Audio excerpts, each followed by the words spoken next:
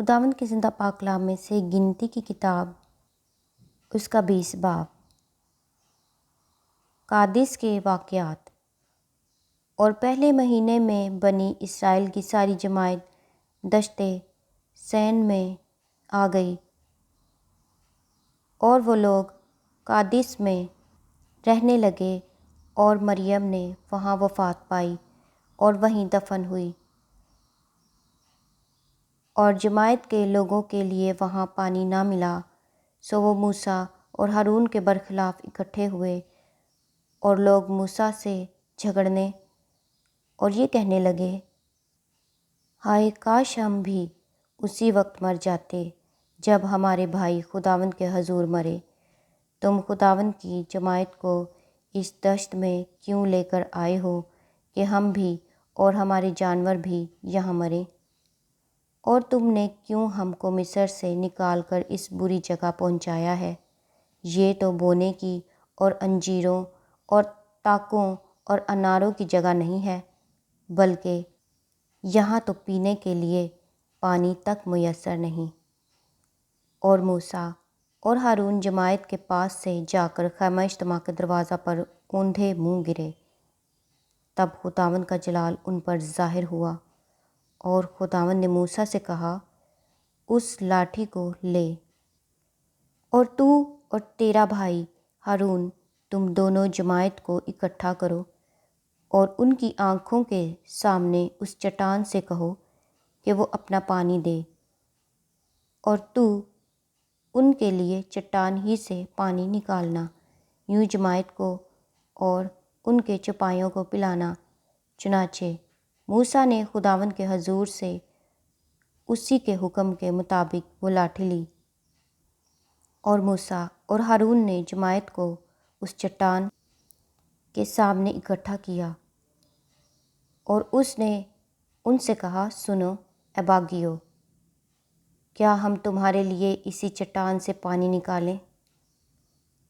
تب موسیٰ نے اپنا ہاتھ اٹھایا اور اس چٹان پر 2 بار لاٹھی ماری، اور کثرت سے پانی بہہ نکلا، اور جماعت نے اور ان کے چوپایوں نے پیا۔ پر موسیٰ اور ہارون سے خداوند نے کہا، چونکہ تم نے میرا یقین نہیں کیا کہ بنی اسرائیل کے سامنے میری تقدیس کرتے، اس لیے تم اس جماعت کو اس ملک میں جو میں نے ان کو دیا ہے نہیں پہنچانے پاؤ گے۔ مریبا کا چشمہ یہی ہے، کیونکہ بنی اسرائیل نے خداوند سے جھگڑا کیا، اور وہ ان کے درمیان قدوس ثابت ہوا۔ ادوم کے بادشاہ نے اسرائیلیوں کو راستہ نہ دیا،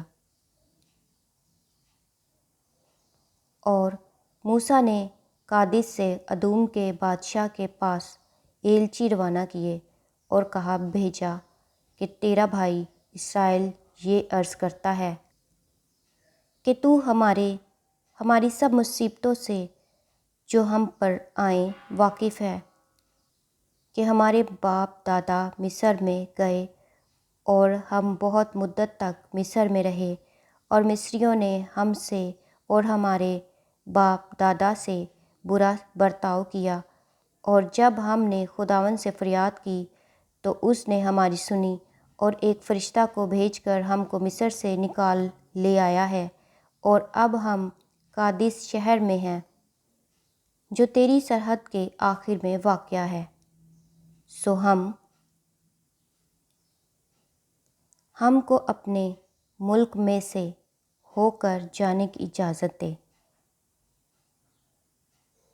ہم کھیتوں اور تاکستانوں میں سے ہو کر نہیں گزریں گے، اور نہ کنوؤں کا پانی پئیں گے۔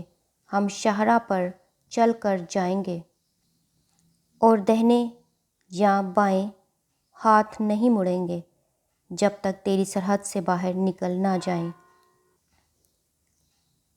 پر شاہ ادوم نے کہلا بھیجا کہ تو میرے ملک سے ہو کر جانے نہیں پائے گا، ورنہ میں تلوار لے کر تیرا مقابلہ کروں گا۔ بنی اسرائیل نے اسے پھر کہلا بھیجا کہ ہم سڑک ہی سڑک جائیں گے، اور اگر ہم اور ہمارے چپائے تیرا پانی بھی پئیں تو اس کا دام دیں گے۔ ہم کو اور کچھ نہیں چاہیے سوا اس کے کہ ہم کو پاؤں پاؤں چل کر نکل جانے دے۔ پر اس نے کہا، تو ہرگز نکلنے نہیں پائے گا، اور ادوم اس کے مقابلہ کے لیے بہت سے آدمی اور ہتھیار لے کر نکل آیا۔ یوں ادوم نے اسرائیل کو اپنی حدود سے گزرنے کا راستہ دینے سے انکار کیا، اس لیے اسرائیل اس کی طرف سے مڑ گیا۔ ہارون کی وفات۔ اور بنی اسرائیل کی ساری جماعت قادس سے روانہ ہو کر کوہ ہور پہنچی، اور خداوند نے کوہ ہور پر جو ادوم کی سرحد سے ملا ہوا تھا موسیٰ اور ہارون سے کہا، ہارون اپنے لوگوں میں جا ملے گا، کیونکہ وہ اس ملک میں جو میں نے بنی اسرائیل کو دیا ہے جانے نہیں پائے گا، اس لیے کہ مریبہ کے چشمہ پر تم نے میرے کلام کے خلاف عمل کیا۔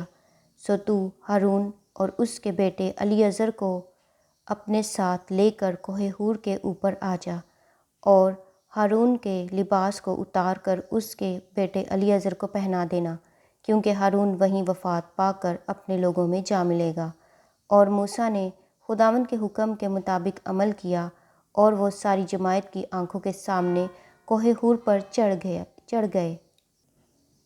اور موسیٰ نے ہارون کے لباس کو اتار کر اس کے بیٹے الیعزر کو پہنا دیا، اور ہارون نے وہیں پہاڑ کی چوٹی پر رحلت کی۔